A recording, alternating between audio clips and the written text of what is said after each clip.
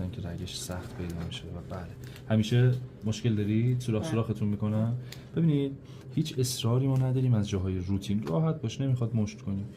ببین سنت ها رو باید بریزیم دور، مشت کردن، نمیدونم جاهای روتین، اینجا دنبال رگ گشتن، پشت دست دنبال رگ گشتن. خب میبینی پشت دست رگ نداره، اینجا هم رگ نداره، خب میگیم بد رگه.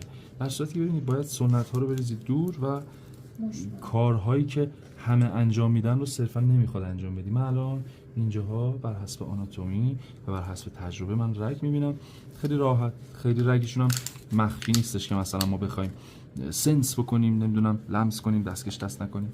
رگ مشخصه. الان من یه جور رگ میگیرم، ببینم شما تا حالا از اینجا کسی براتون رگ گرفته بود؟ تموم شد و رفت. خب درد داشت؟ تا حالا کسی از اینجا رگ گرفته بود ازتون؟ مشکل ما همینه، پایبندی به سنت ها، اصول و این چارچوب های قدیمی رو بریزید توش. تمام.